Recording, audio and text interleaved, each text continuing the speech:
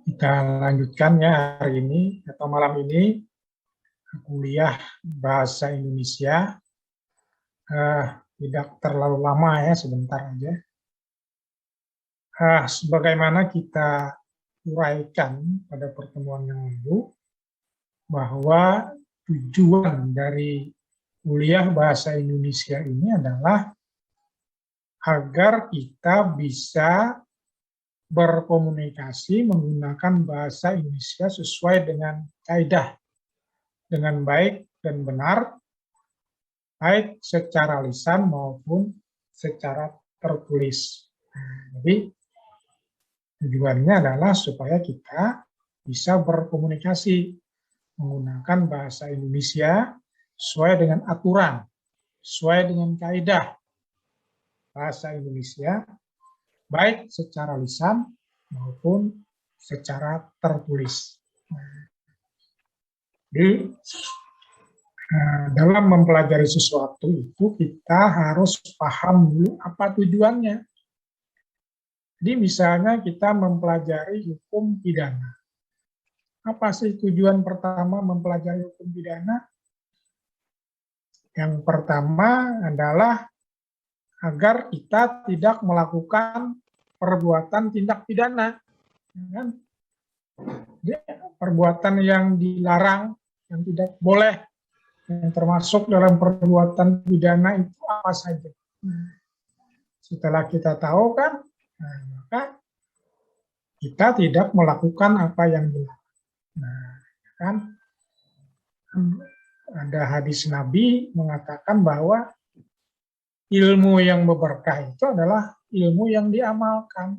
Nah, kalau ada orang sarjana hukum melakukan tindak pidana, itu artinya tidak mengamalkan ilmunya. Nah, demikian juga hukum perdata.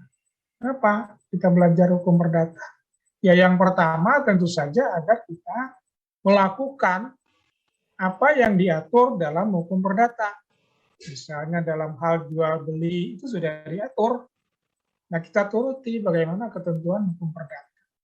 Hukum perdata itu hukum yang mengatur tentang hubungan antar manusia dalam rangka memenuhi kebutuhannya. Bagaimana sih kalau kita pinjam meminjam barang? Itu diatur. Bagaimana kalau kita sewa menyewa? Itu diatur. Bagaimana kalau kita berjual beli? Itu diatur. Nah, kalau hukum perdata itu kan disuruh untuk dilakukan. Kalau hukum pidana dilarang untuk dilakukan. Nah, jadi ini sebagai pesan saja, agak lucu didengar kalau si A sarjana hukum itu menipu orang. Jadi dia tidak melakukan apa yang disuruh oleh hukum perdata.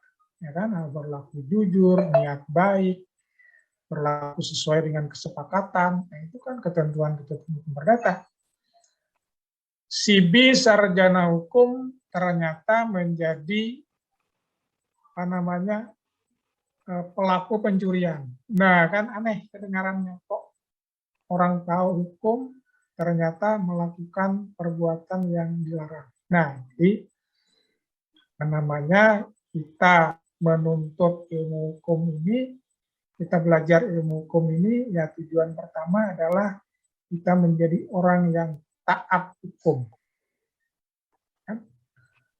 Tidak ada gunanya kalau orang bergelar sarjana hukum, justru orang yang melanggar hukum. Ya, jadi itu saya titip pesan kepada Anda. Kalau bergelar sarjana hukum, hendaklah kita itu menjadi kalau orang Muslim itu kan dituntut oleh agama menjadi uswatun hasanah, contoh bagi yang lain. Nah, jadi kalau kita bergelar sarjana hukum, paling tidak niat contoh untuk bagi masyarakat, ini loh orang yang taat hukum. Ya, yang dilarang tidak dilakukan, seperti hukum pidana itu yang dilarang. Yang disuruh seperti hukum perdata itu dilakukan dalam melakukan aktivitas-aktivitas interaksi dengan sesama manusia dalam kehidupan bermasyarakat. Nah, saudara mahasiswa, demikian juga dalam berbahasa ini, tadi sudah saya sebutkan, apa tujuannya?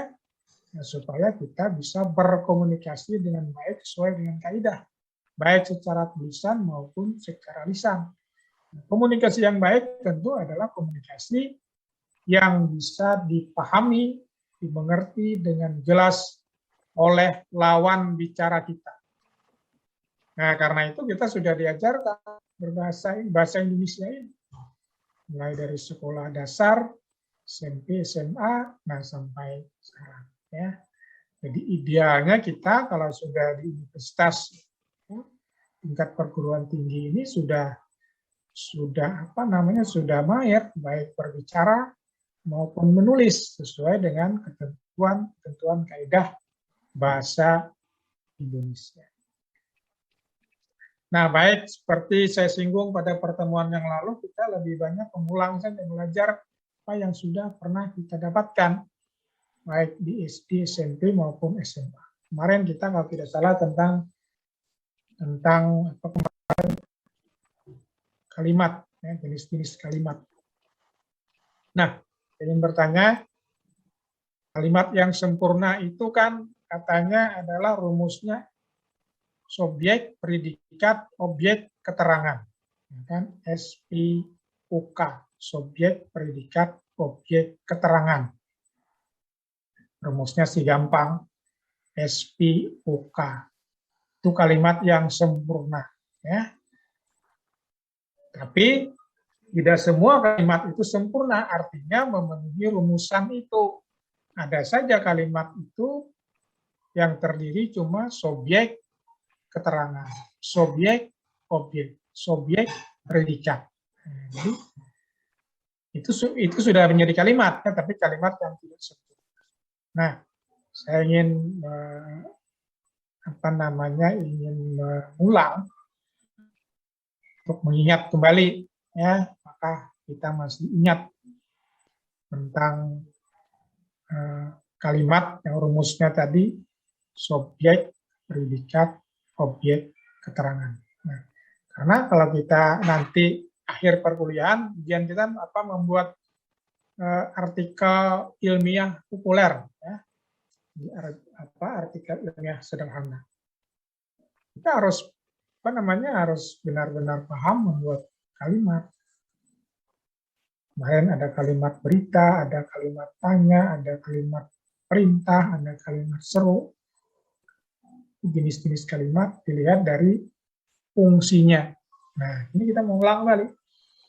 Saya ingin tanya dulu yang dimaksud dengan subjek kalimat. Coba saudara Muhammad Dapa. Ya, saudara Muhammad Dapa. Ya, silakan dijawab. Ini saya anggap pertanyaan ini bagian dari tugas. Ya, jadi saya ingat-ingat namanya. Muhammad Dapa. Ya, silakan saudara Muhammad Dapa. Jadi yang dimaksud dengan subjek kalimat itu apa? Coba dijelaskan saya pemahaman, seingat Anda saja.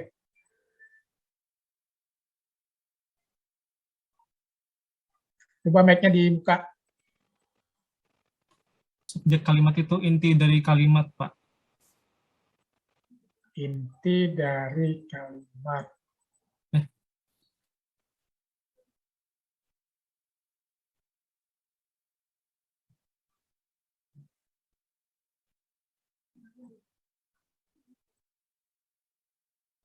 Mungkin yang lain bisa menambah.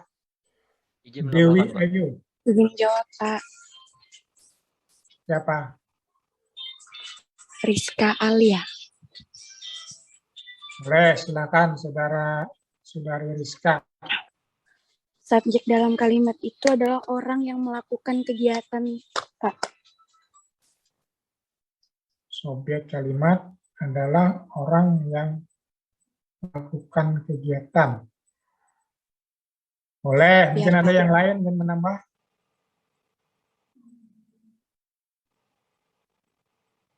Izin menjawab, Pak.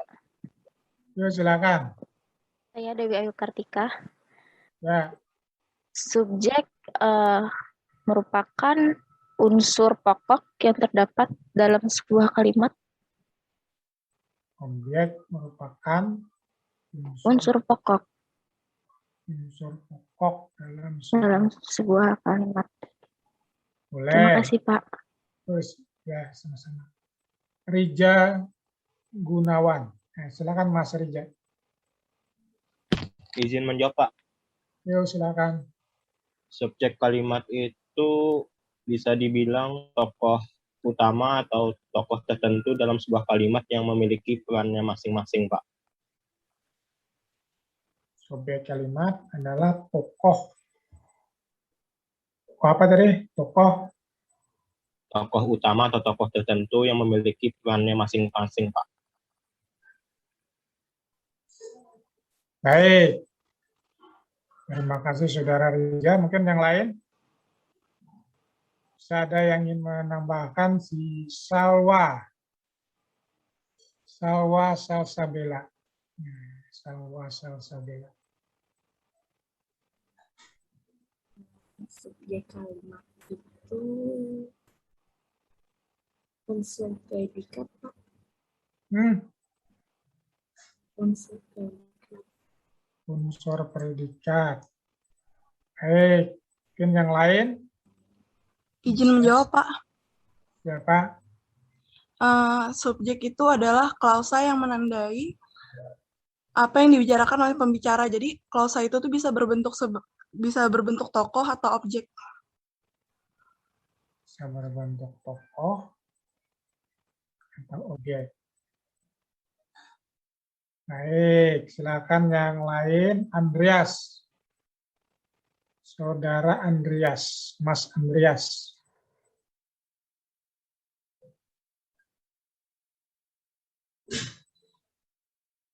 Baik, kalau belum nggak apa-apa. Yang lain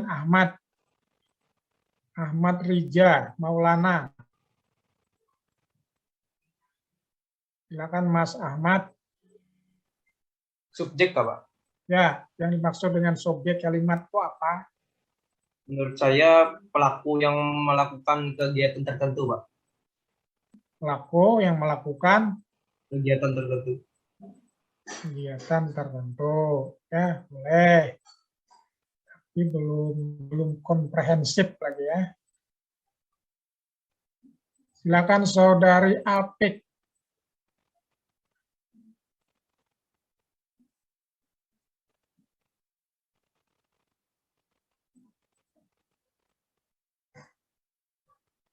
Saudara Apik. Baik, kalau belum yang lain. Iya, Pak. Ya, silakan. Subjek, Pak. Ya, apa yang dimaksud dengan subjek kalimat? Subjek itu, Pak, yang menandai pelakunya, Pak. Menandai pelaku. Pelaku dalam kalimat itu, Pak.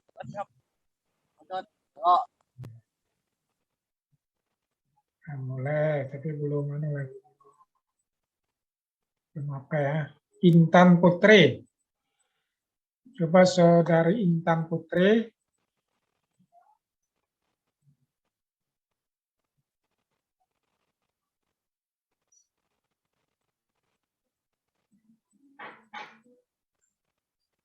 Saudara Gloria. Saudari Gloria Stepana. Ya, Pak. Izin menjawab. Silakan. Subjek itu pelaku dari sebuah kejadian. Sebuah kejadian. Baik, ya. Satu lagi, Wahyu Rian. Wahyu Rian. Ada nggak orangnya? Winura Aurora. Winura Aurora. Coba dibuka.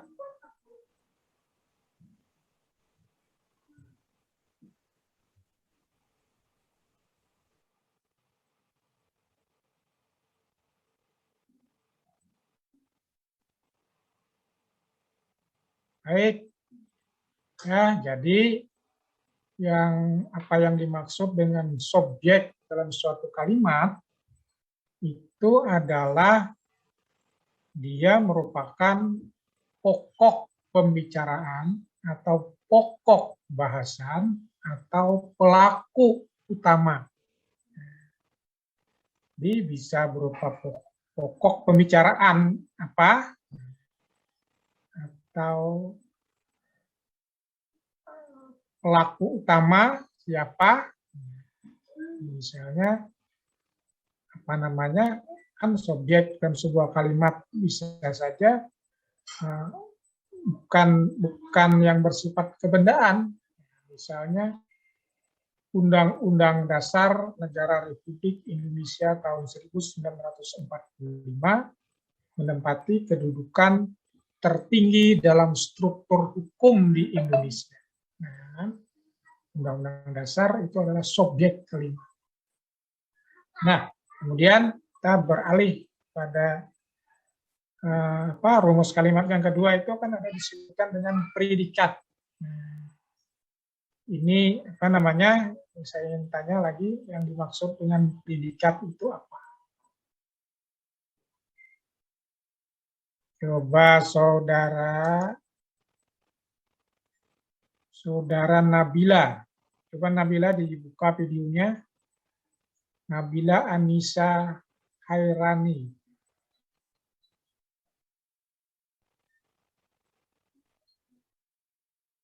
Predikat yaitu yang menerangkan yang sedang dilakukan subjek pada kalimat, Pak.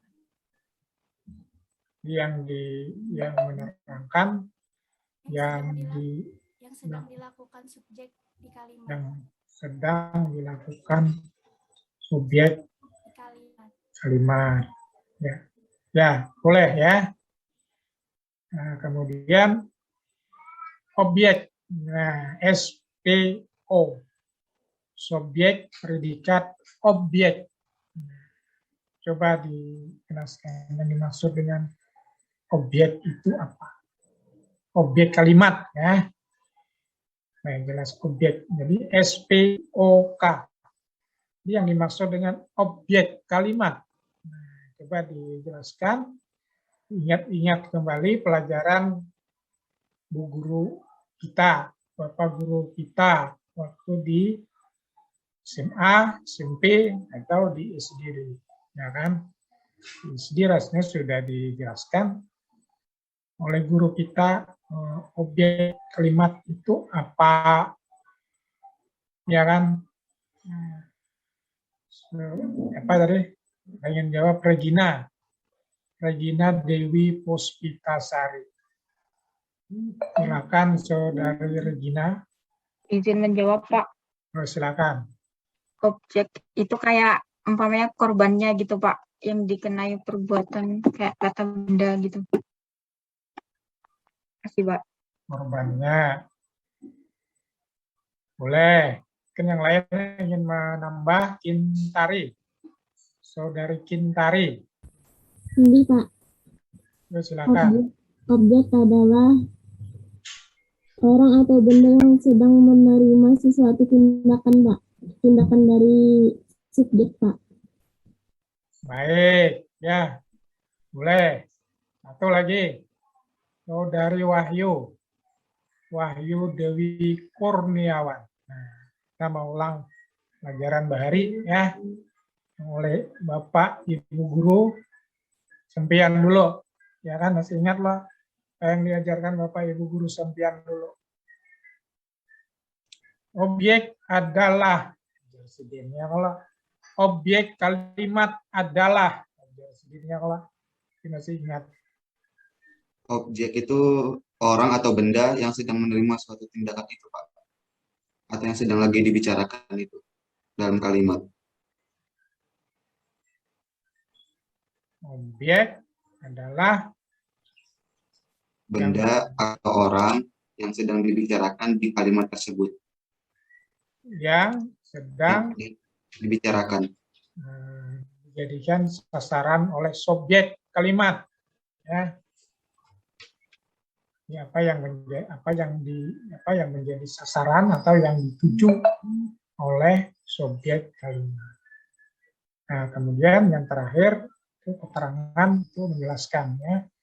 Bisa keterangan tempat, bisa keterangan tentang waktu, ya, tempat, waktu, pokoknya menjelaskan di mana, apa, kapan yang dilakukan oleh subjek itu.